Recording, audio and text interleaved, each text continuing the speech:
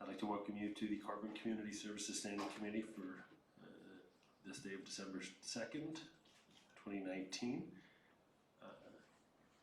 Before we begin, I have a couple of announcements. I'd like to welcome Deputy Mayor Hull, stepping in once again for our mayor to help give us some guidance tonight and help fulfill our committee of 5. Also wish Jessica Haley a fond farewell. This is her last committee meeting, so thank you very much for all that you've done for the town and for this committee, and you're all smiles, and you kind of gave a dagger look to our deputy clerk, so thank you very much. And on a sadder note, I'm sure most of the people at home have heard a dear friend of Collingwood and many of us around this table, Mr. Ed Christie, has passed away. And in recognition of Ed's community service, the flags are at half-mast, staff-mast, whatever. It's not the time to point out if I said something wrong. It's a touchy time. I would have sworn that Ed served on Collingwood Council for longer than 1 term, but I did my research and he didn't. But he's presently serving on the Clearview. Growing up in Collingwood, Ed Christie's was the only place to shop for many reasons. And being a businessman myself, I always took it upon to learn from the past. And one great thing, I used to go into Ed's store when I was 16, 17 on my birthday, and he would say, "Oh, Bob, no, try it, anything you want, take it. Don't worry about it. Your dad will be back and pay for it later." So I don't know if that was Ed's upsell or not, but I've done that with a couple of the kids in our community, and I know that's how I stiffed Councillor Berman for quite a good tab on his daughter. Thank you so much, Councillor, but I did learn that from Mr. Christie. So on behalf of this committee and myself, thank you very much for what you did for this town, and we wish Michael and Dana and the kids and the grandkids and the nieces and nephews all the best moving forward. That being said, yes.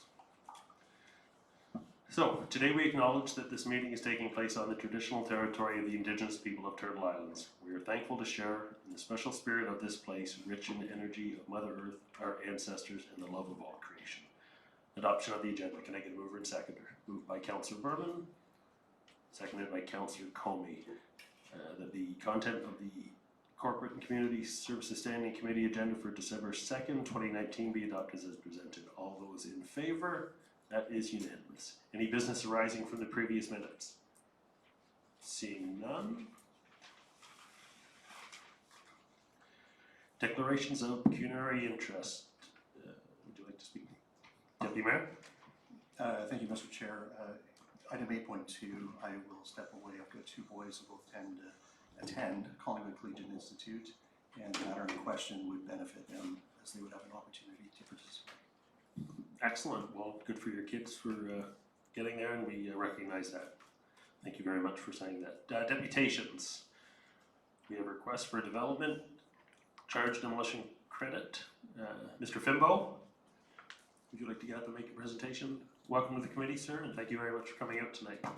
Yeah, thank you, Councillor Madigan, and I'll be rather brief.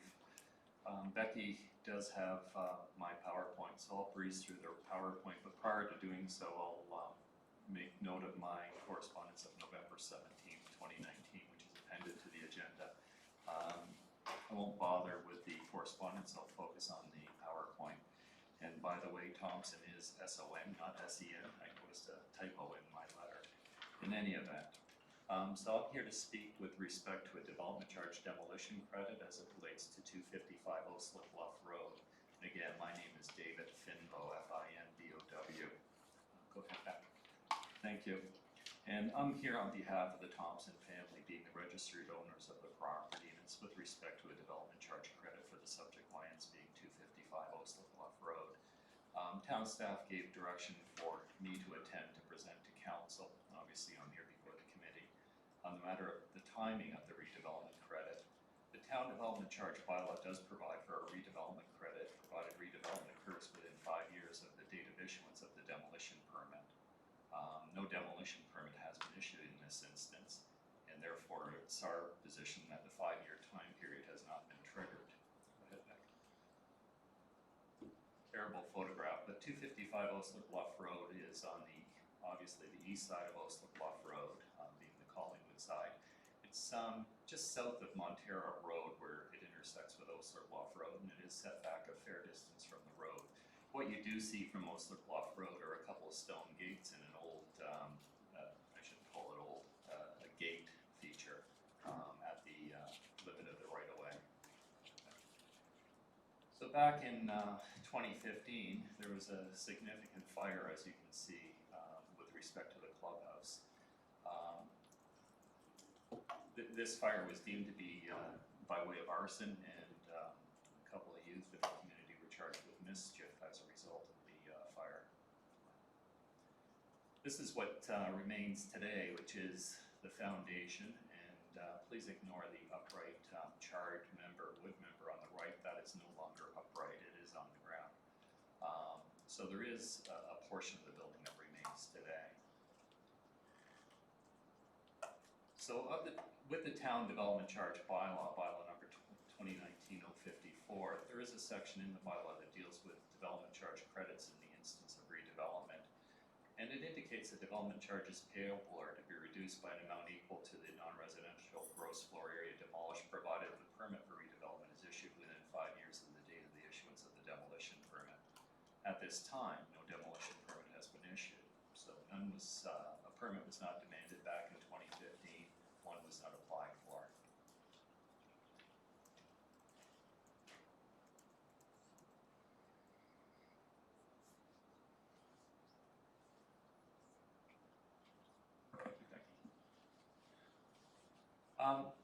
In terms of the Thompson Tennis School, those who've been in the community a little while may recall the operation of the tennis school itself. As a matter of fact, I remember being over at Tyrolean Village Resorts where they had a bubble at one time to play tennis there.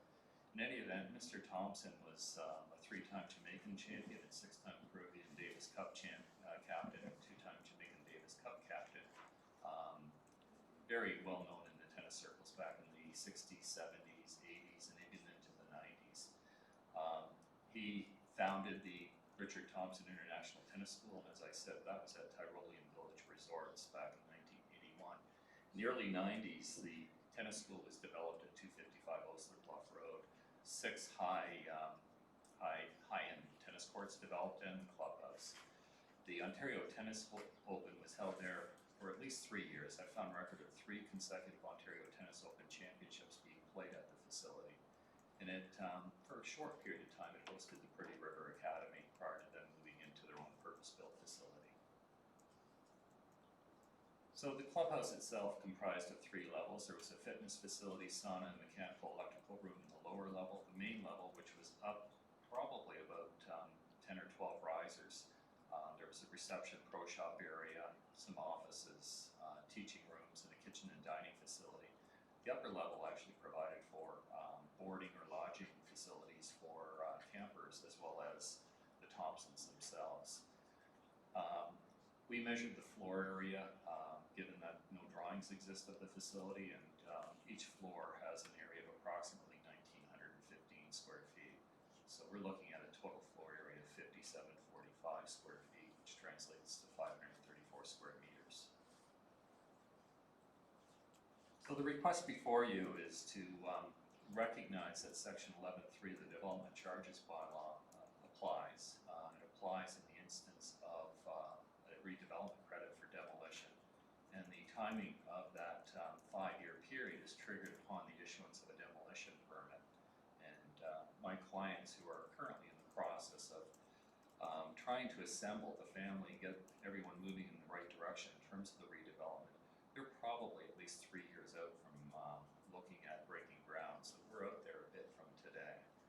Certainly will not occur demolition permit when one has not been applied for nor issued or demanded by the town.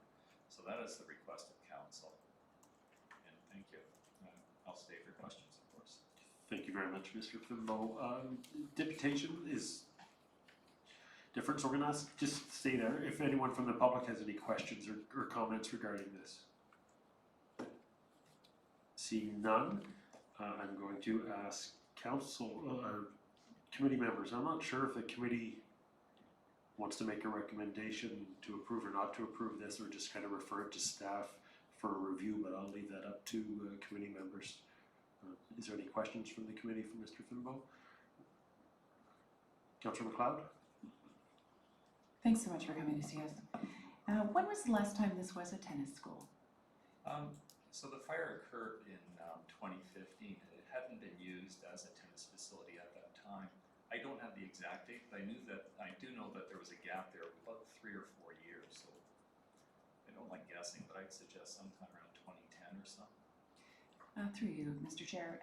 How many dollars are we talking about here, do you think? The current development charge bylaw has a rate of $68.77 a square foot. We're probably talking somewhere around $38,000. Matter of fact, I've got the exact amount. That's in terms of the development charge bylaw as it exists today, and that's just the town share. It doesn't include the county share or the school boards, of course. And that number is $36,723.18. And your development charges for non-residential do increase substantially on January 1st. I believe they go up just over 20%. Through you, Mr. Chair. Has there been demolition irrespective of whether there's been a permit? No demolition. And through you, Mr. Chair, my next question is actually for our treasurer, if that's all right with you. Yep. Ms. Leonard, what happens to this property's development charges were the property to be sold? Would that deferral remain in place, or would a new owner be required to pay if we put in a deferral, or would it travel with the property? Through you, Mr. Chair, will travel with property. Thank you. Any other questions? Deputy Mayor? Through you to the treasurer, just a clarification though. Does that travel with the property, or can we actually make it a provision that it stay with the existing owner and it does not pass along to a future owner? You could. Through the chair, Yep. you could. I would not recommend granting an extension on this application. For instance, they have, there is a correct procedure to have started this. The information that I've collected from our chief building official as well as our consultant that we just went through a development charge study with has indicated that regardless of the fact of whether or not there was a demolition permit, the clock started on the 4th of June 2015. And as Mr. Finbo has said, there is a substantial increase in the non-residential development charges over the next 5 years, simply because the town has not been charging enough in the past. We also heard that during the development charge presentations that came through, and council actually opted to stop discounting those non-residential rates and bring them up to where they should be over the 5-year period. And I would just remind all members of the committee that for every type of deferral or extension or reduction in any type of development charges, the money comes out of the taxpayer's pocket because they have to pay for it. Deputy Mayor? Maybe 2 additional questions. One would be, and I don't know who to direct it to, so I'll give you that, please, would be insurance. This is a result of a fire. So in terms of replacement value, if the building had been rebuilt maybe in 2016, or if it's rebuilt in 3 years' time out, as the applicant's representative has suggested, would insurance not cover some of these additional costs as it relates to replacement? That would be a question that I would not know where to direct that. So I will direct it to Mr. Finbo to see if he has that answer. So I can tell you, sorry, through you, Councillor Madigan, to Deputy Mayor Hall. What I've been told is that the insurance money has been paid out in full, and it deals with the replacement value of the structure. It did not include all the other ancillary fees, such as design, development charges, building permit fees, things like that. Okay. Did you have a follow-up? I guess the the last one would be, and I think there was reference in the letter that came with this, and that is just if the applicant could maybe further elaborate as to the delay between the fire today and the proposal, which was 3 years out, I think you suggested. So, if you refer to my correspondence, the Thompson family have had one tragedy after another. First of all, in terms of the fire, subsequent to that, the death of Mrs. Thompson, and then following very shortly thereafter, the hospitalization of Mr. Thompson. And it's only recently that one of the sons, Mike, has actually received power of attorney over Mr. Thompson's affairs. So certainly the family have not been in a collective position to move forward on the redevelopment of this property. And given where we are today, we're in the early throes. We're certainly looking at, from what I understand, some design work next year, perhaps an application for planning approvals in 2021, and then maybe, subject to financing, construction in 2022. So we are out there, and it's unfortunate, the tragedy with the Thompson family do have a desire to redevelop the property. As a matter of fact, through the 2010 zoning bylaw here in the town, there was representation made in terms of the future development plans. And at that time, the intent was to add to the facility, and they looked to protect that with 4 dwelling units on the property. So not just the reconstruction on the upper level. So embedded in the town zoning bylaw is a permission for the future redevelopment of lands at this time, and that was projected by way of the 2010 comprehensive town zoning bylaw. Any other questions? I have one. Deputy Chief, not to put you on the spot, but you are our fire representative. A fire of this magnitude with a structure of that size, is it normal for it to go this long without not being made to be taken down for safety reasons? Turn your mic on, sir. Through you, Mr. Chair. Usually by that time, we'd have it demolished by this time, but I do know that the majority of it is down. Even at the time of the fire, there was very little structure left at the next day. Okay, thank you.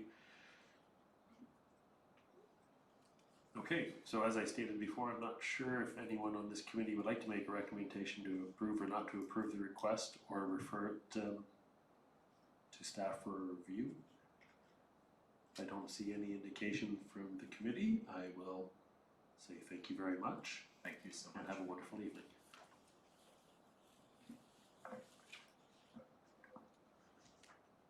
Reports, minutes of other committees. Collingwood Downtown BIA Board of Management minutes, November 14th, 2019. Is there anyone here from the BIA that would like to speak to the minutes? Seeing none, is there anyone here from the public that would like to speak to the minutes? Seeing none. So the recommendation is that the Collingwood Downtown BIA Board of Management minutes of November 14th, 2019 be hereby received. Can I get a mover and seconder? Moved by Councillor Berman, seconded by Councillor Comey. Are there any questions or comments from the standing committee? Seeing none, I'll call for the vote. All those in favor? Carried. Staff reports. T 2019-04, Bill 68 Municipal Impact Amendments to the Tax Sale Procedure. Ms. Leonard? Would you like to provide a review, please, and thank you? Thank you, Mr. Chair.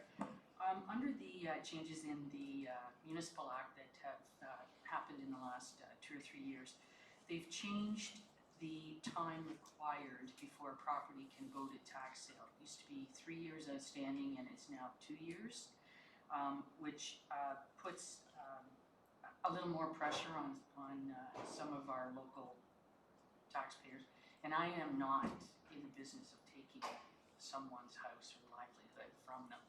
What this change allows us to do is, instead of bringing it to council, and because there are items that have to go into the agreement to come to council itself, this protects the anonymity of the taxpayer who's in that situation, and it also lets us stave off or hold off on allowing them to get back on their feet until they can pay off the taxes. We do work with the taxpayers quite regularly, and we have good success with them. Well, that's good to hear that the Collingwood Tax Department has a heart. Thank you very much for that. You see it all over the rest of North America where houses go up for sale all the time, and it's nice to hear that our tax department works with the people. Is there anyone from the public that would like to speak to this report? Yes. Please come on up, introduce yourself, please, and thank you. And welcome. Hi, my name's Toby Ridsdale. I'm a local resident. I've actually worked with our treasurer many years ago. I have a Master's of Accountancy in the tax stream. I've actually been on the audit here for the town of Collingwood and the audit of the hydro, the water, other municipalities. As I see this draft bylaw, I've got questions in terms of risk management and transparency. There is no suggestion in it of a threshold amount, no threshold in terms of length of period of time that an agreement can be made. I think that this sets the treasurer up for potential coercion. Also with, you reference the anonymity of a taxpayer. This draft bylaw also mentions that a person with an interest in the property can make this agreement, so it's not just a taxpayer. I think that those are my questions, and I'd like to know why was that not addressed? Thank you very much. Through you, Mr. Chair, this is a standard bylaw that's been issued by the ministry and the Municipal Finance Officers Association. It's the same one that's used all over the province. I can tell you that the only time a tax sale extension agreement is even considered to be executed is when they have had the first year of notices sent out to all of the people. Someone who could come in and execute the agreement other than the property owners would happen to be a private mortgage holder or the bank. Okay, like there is no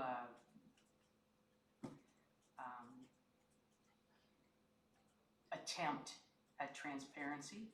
I would just hope that if you were in that case, you would be asking me to bring this to council with your name, your address, and everything there for the public to see. I think I would rather protect that than bring it out in the open. I think if I could respond, if I may. Yes, so were there other questions that you would like answered, or does that answer them all? Additional questions would be, could there be a threshold put into it? Could it be of a certain amount, of a certain time period? You reference homeowners, but there hasn't been a residential tax sale in 14 years. But could there be an amount put on it that it does have to go to council if it's above a certain amount? Or if it's to be an agreement longer than a certain duration? Okay, so those are great comments, and just before the treasurer answers, just if I could get some clarification on that. So this is a standard policy that's throughout Ontario. So we didn't write this, we did not create it, we did not, this isn't a way for us to create something for the public. This is just what kind of standard practices by law. Okay, so just so the people at home can know, because I can see you nodding your head in affirmation, but if you could just say. That's absolutely correct, Mr. Chair. Okay. And I would correct you, we did have a tax sale on a property on Ontario Street since I've been here, which would be at some point after 2005, I can't remember correctly. I believe it may have been in 2010. We had a cottage on Beechwood Road up for sale and tax sale. We provided that gentleman with a 2-year extension on his taxes, which the place burnt down 2 days after he was supposed to move out. I don't take houses. There is no, once you go to tax sale, it's every penny that you owe, all 2 years and interest. There can't be a threshold on it. I have to offer every taxpayer in the community an equal opportunity. The guy over here owes me $30,000, the guy over here owes me $3,000. I gotta give them the same opportunity. I have to treat every taxpayer fairly. With the length of time, would depend on whether or not the $30,000 or the $3,000 and how they could, what their plan is to bring that amount in line. Okay, so just for me, because I'm trying to write down notes of this for Zale, thank you so much. Because after you speak, the committee's going to speak to it. We're the ones that are going to adopt or not adopt it. So you're asking for a threshold, if there could be possibly a threshold limit, and then what was the second comment, please? A length of duration. Okay. Of duration. Anything else?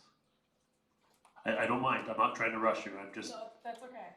And just a rebuttal, in the analysis section 4 of the report that came to you, it says in the last 14 years, 7 properties have proceeded through the tax sale process. None of these properties were residences. Mr. Mr. Chair? Yes.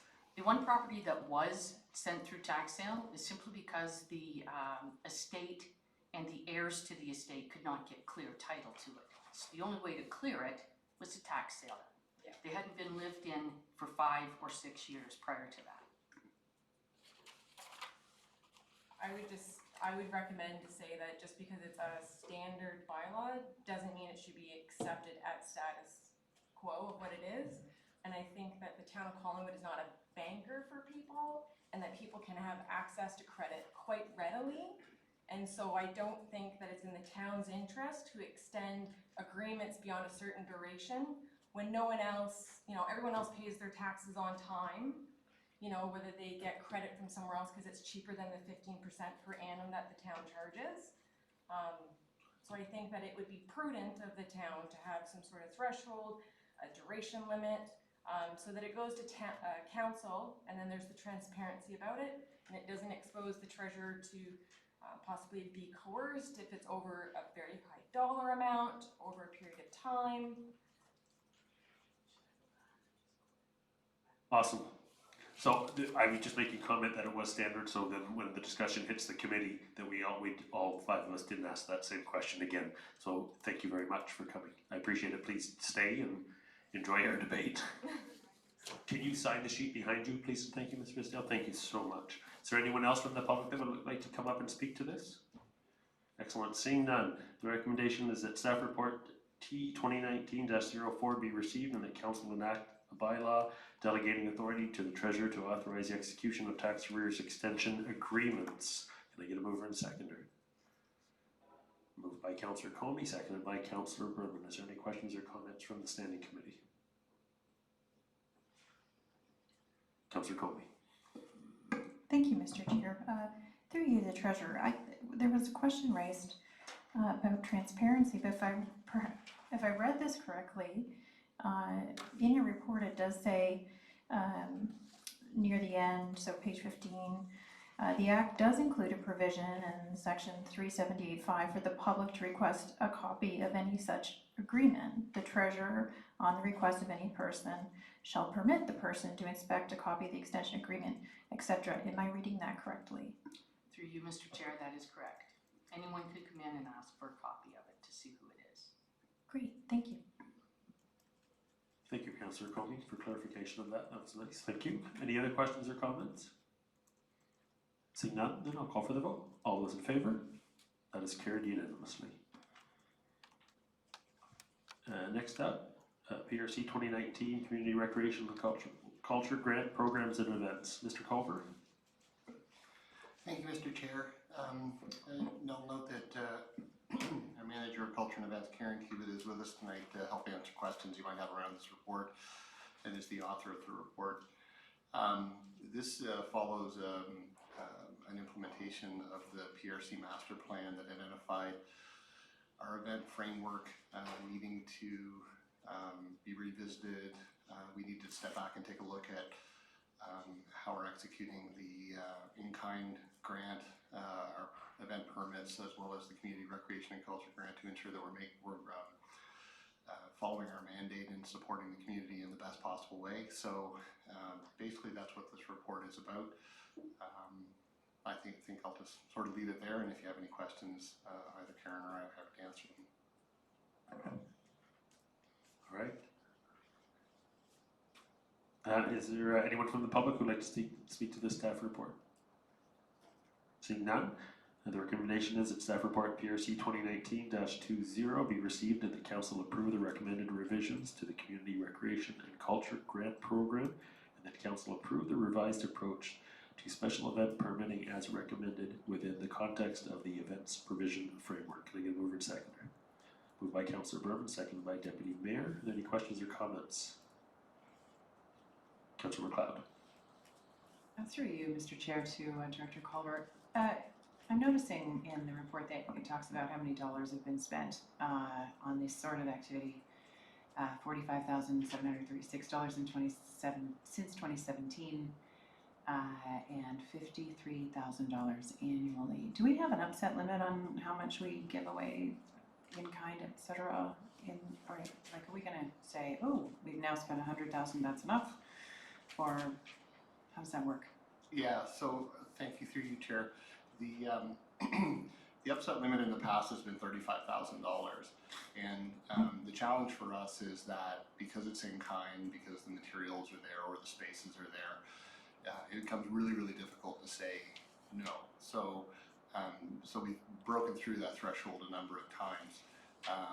These are all for charity events. They're, you know, they qualify by virtue of a need. So basically what this does is put an upset limit on it. It puts a cap on the amount that any individual group can ask for within a given year. It also puts some costs in place. So we actually reached out to the Optimists, for example, and the Optimists are one of the beneficiaries of the in-kind grant. And we said, listen, we're looking at putting a cap on it. And the response was, yep, we totally get it. And it was absolutely well received. So yeah, this puts a bit of a cap on individuals and helps us to get to a place where we put a cap on our overall in-kind allocation. A comment, as we've heard from the treasurer just earlier this evening, every deferred dollar is a, what is it, delayed dollar is a deferred dollar? Mm-hmm. Whatever. You know where I'm trying to go with that. Mm-hmm. Thank you, Chair. Any other questions or comments from the committee? Councillor Comey. Thank you, Mr. Chair. I do have a couple questions, please. Well, first is a comment through you, I guess a Director Culver in this case, but just, I suppose it's a general comment. Whenever we cite larger documents, so for example, in this report, we cite the PRC master plan and we give a quote, it would be fantastic if we can cite the page numbers in those reports, because it took me a hot minute to dig through the PRC master plan to find where it was referenced. But I suppose my first question, please, through you, Mr. Chair, to Director Culver would be, we cite in the report that one-on-one interviews will be replaced by an information session and a mandatory pre-application telephone check-in. In disclosing that I was a member of the public who sat on some of these review committees, are we doing away with that altogether? Director Culver. I'm going to ask Karen to speak to this.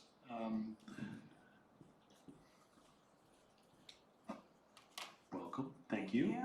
Through you, Chair Madigan.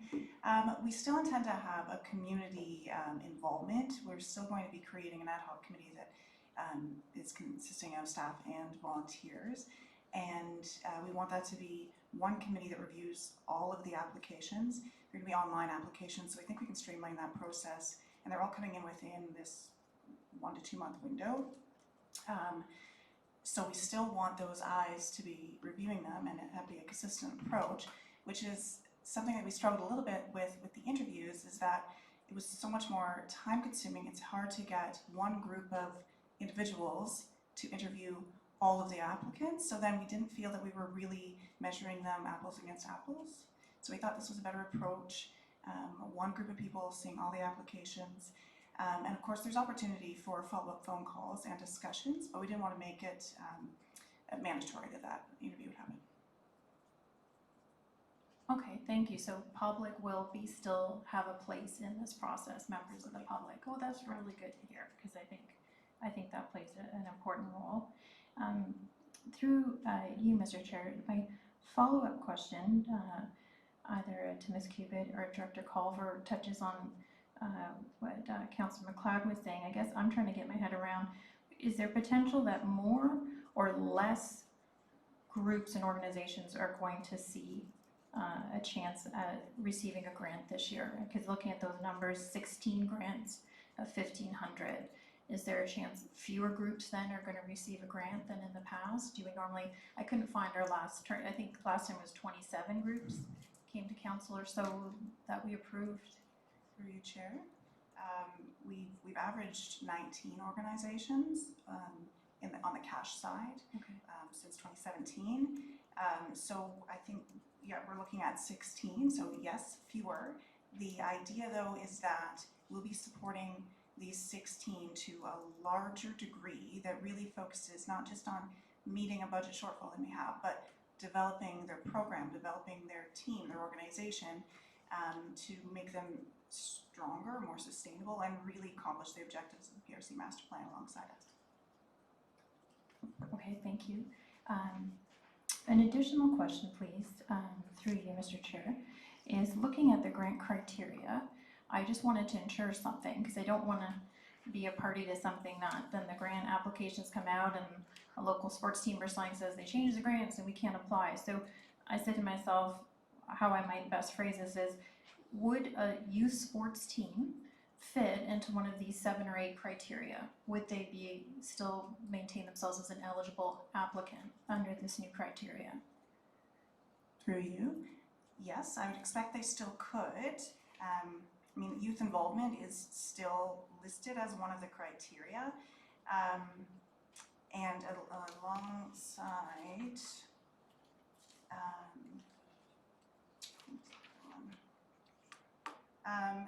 active aging, I mean, this is more so along the lines of aging throughout the lifespan. So we don't foresee they wouldn't be eligible, but they really have to make the case that they're engaging youth, they're giving them opportunities for skill building. We want to see sort of the development of leaders in those roles, the reduction of barriers to participation, that's still embedded in this. But we might be looking for a stronger case to be made. Yeah, and thank you for saying it. It's a little concerning to me because I see there isn't a definitive yes. Like, I put myself in their shoes and I thought, well, engage youth in, quote, behind the scenes opportunities. That didn't largely speak to me of sport. And then intergenerational, there was nothing here that spoke to me of youth sport in particular. But if I'm hearing from you that we're definitely not precluding them, because I don't think any members of the committee or council want to have a bunch of youth sports teams up here saying all of a sudden they no longer have grant opportunities. It seems like PRC would be the place for them to come. So you're still, between you and Director Culver, saying there is room for recreation within these grants? Director Culver? If I could just add to what Karen's already said, that there's significant support for minor sports through subsidies provided through facilities and whatnot to begin with.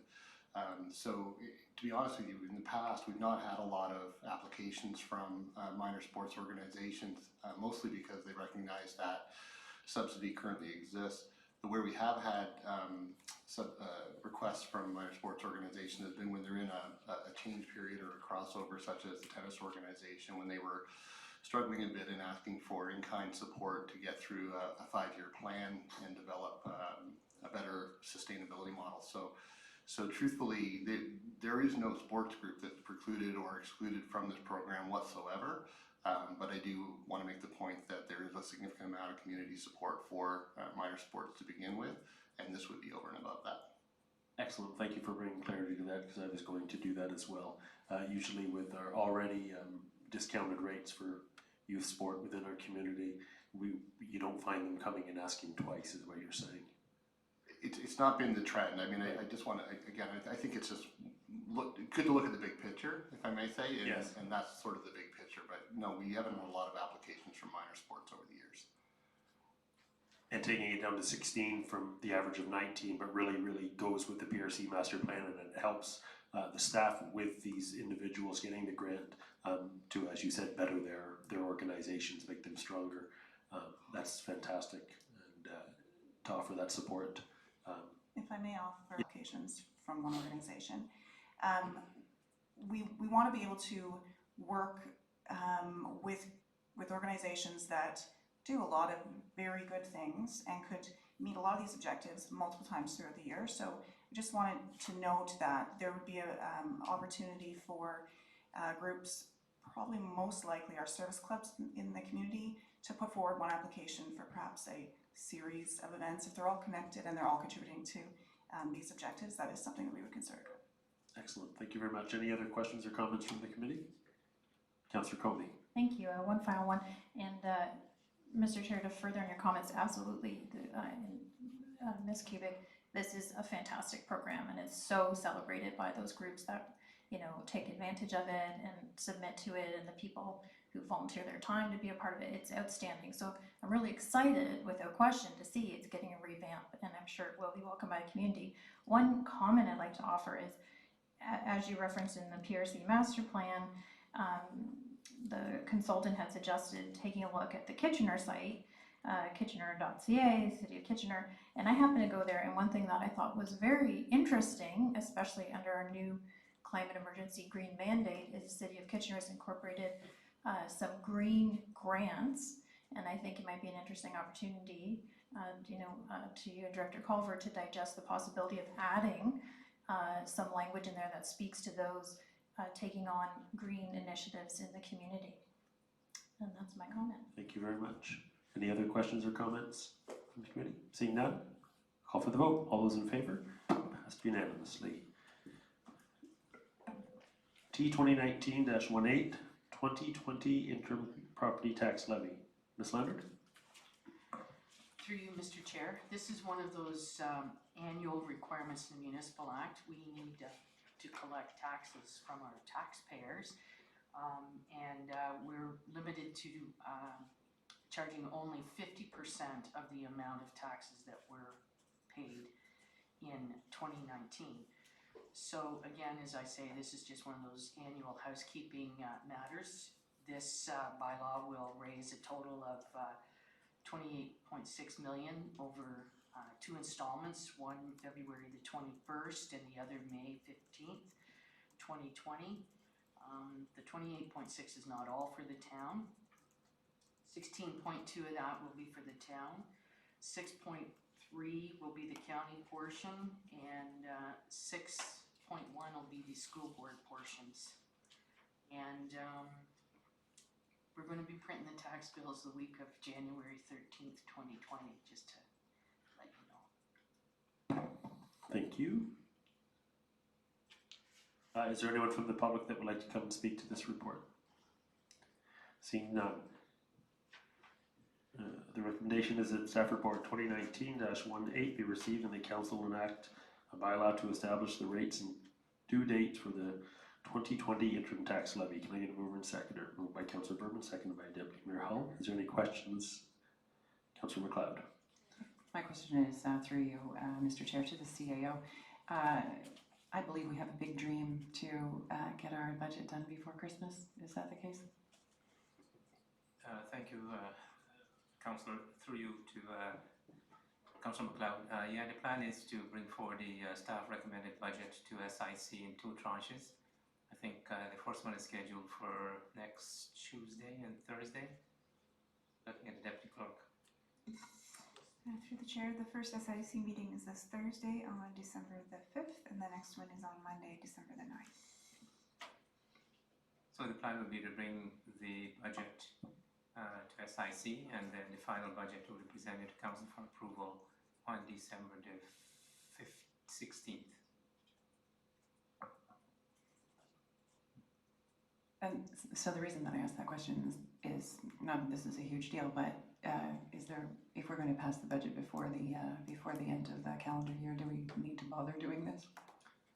Through you, yes, I think we do need to do it. I mean, I think this is the prudent thing to do to allow us to go off and print the interim tax bills and collect a portion of what's owing to us. And if Council decides to approve the budget on December the 16th, that would be great. If there's any deferral, it would not put the interim tax bills at risk. Thank you very much. Any other questions or comments? Seeing none, I'll call for the vote. All those in favour? Passed unanimously. Ms. Leonard, agenda D 2019-19 temporary boring bylaw. Again, through you, Mr. Chair, this is another of those annual housekeeping items that we need to pass. And as I've said, since 2000 and I believe 9, we've never had to dip into our credit line. We're asking for 6 million. Based on our estimates, we could actually borrow 28.8 million for the first from January until September, and anytime between October and December it would be dropped down to 14.4. But again, we never draw on it. This is just one of those items that we need to have in case we need to. And what we do actually with the National Bank is they maintain 1.5 million for us in terms of if you need cash right now, we can get it for you, but we can get you 6 million tomorrow morning. So we have an arrangement with them that frees up their cash as well as keeps us in good stead. Thank you. Anybody from the public would like to come and speak to this report? Seeing none, the recommendation is that staff report T 2019-19 be received and that council enact the bylaw establishing the 2020 temporary boring facility for the town of Collingwood at $6 million. Can I get a mover and seconder? Moved by Councillor MacLeod, seconded by Deputy Mayor Hall. Any questions or comments from the committee? Councillor MacLeod. Through you, Mr. Chair, to the Treasurer.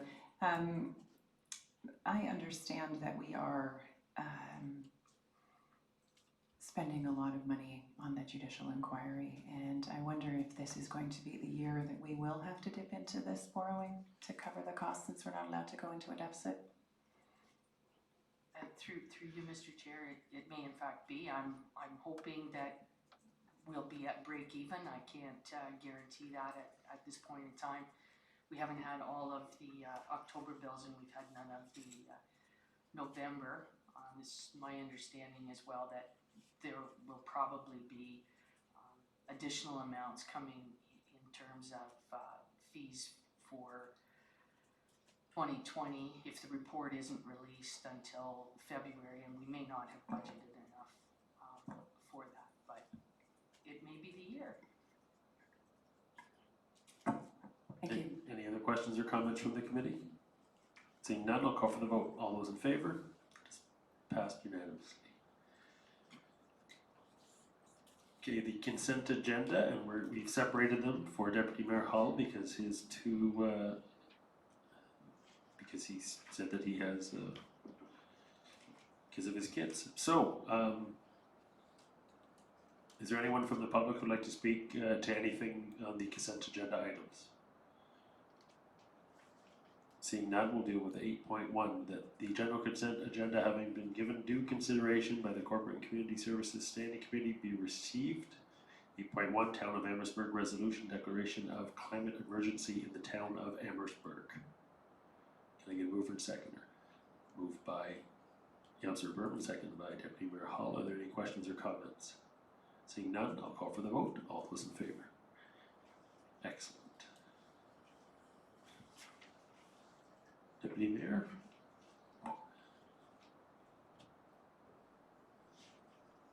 Item 8.2, Mr. Todd Hammond, Collingwood Collegiate Hockey Course Instructor request for funding Hockey Day in Collingwood, January 15th, 2020.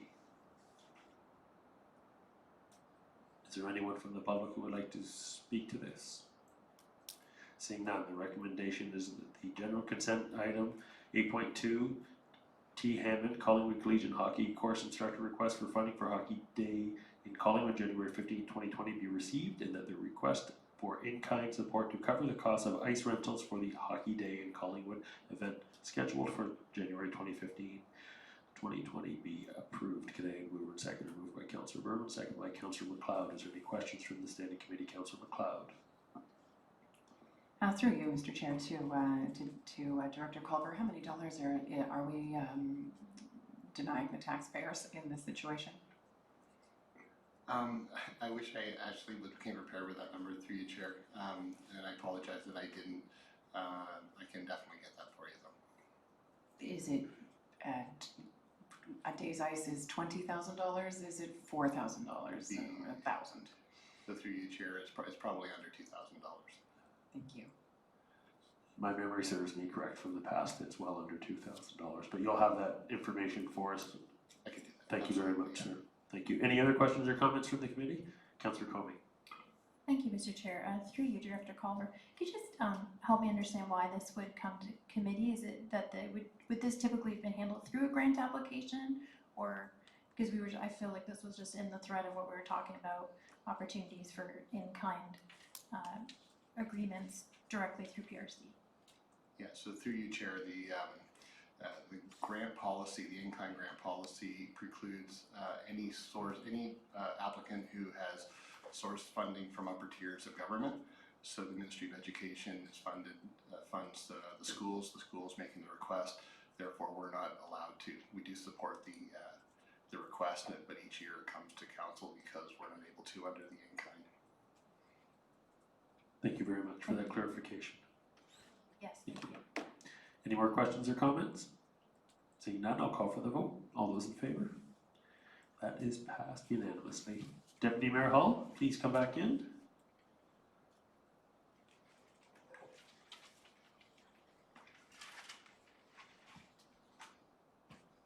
Departmental updates.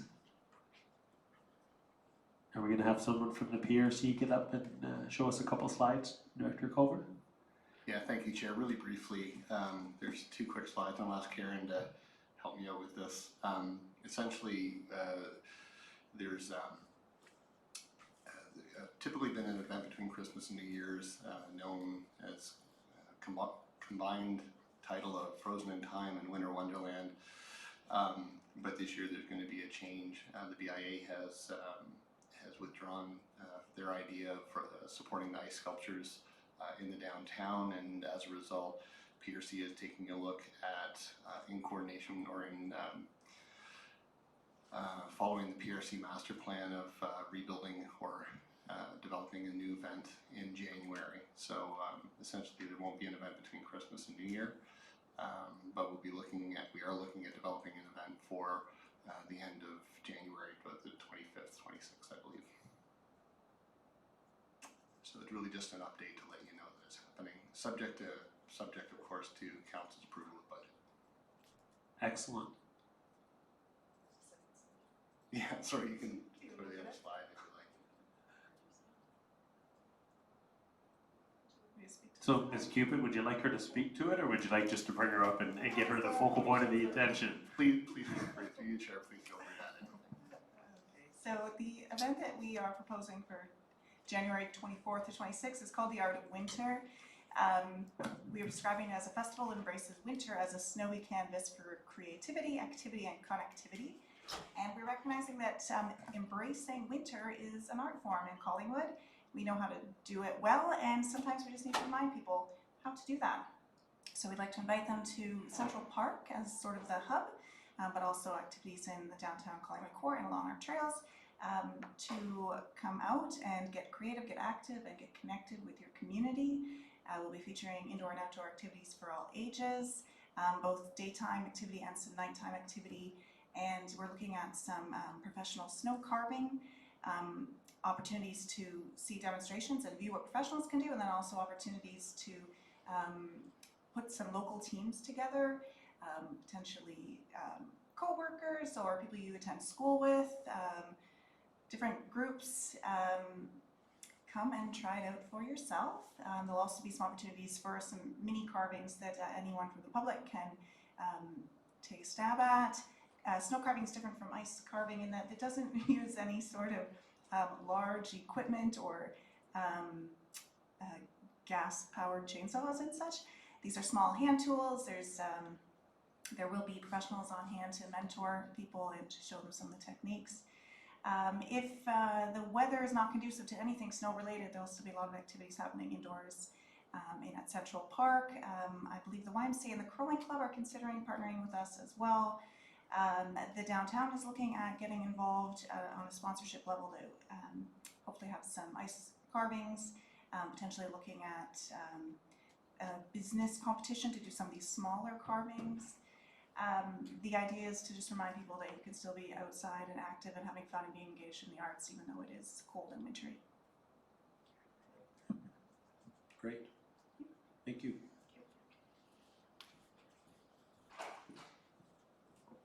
Public delegations. Is there anyone in the gallery who would like to come up and speak? If you would, just a nice reminder that you have 5 minutes. Seeing none. Any other business? Deputy Mayor Hall. Can I just go back to what was presented by Ms. Keegan? Of course you can. I was just curious, is this over and above what's been done the last couple of years on Family Day? I can answer that, Chair. So this will actually take the place of Family Day as well.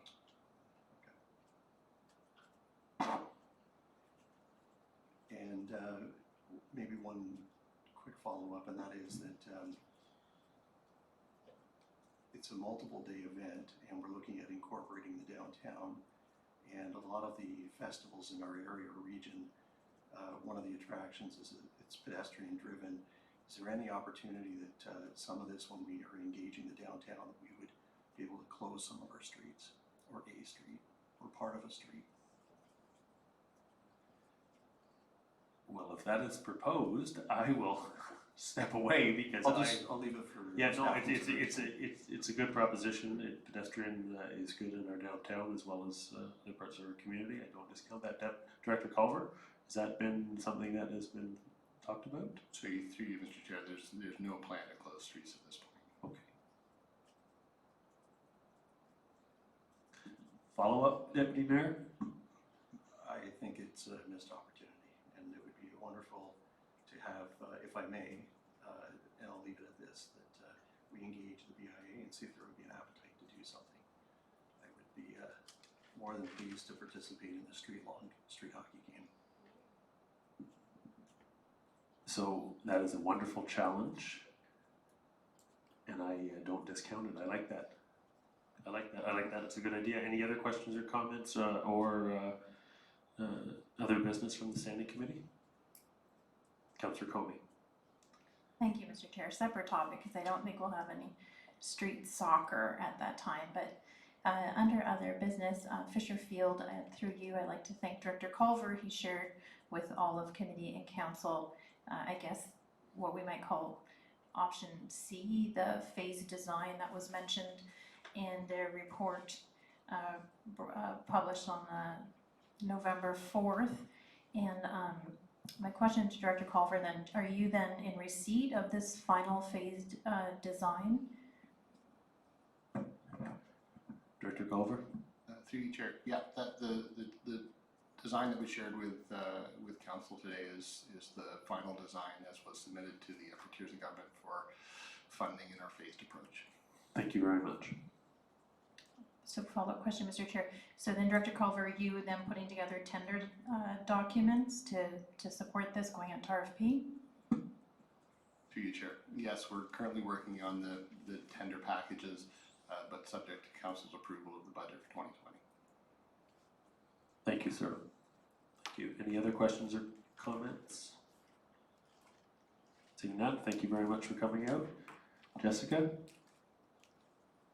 Thank you very much. Enjoy. I think you have one more meeting left, SIC, and then you're off. Congratulations and good luck. Adjournment. Can I get a mover? Moved by Councillor Colby. All those in favor? Thank you very much for coming out tonight, everybody, and at home, please enjoy your evening.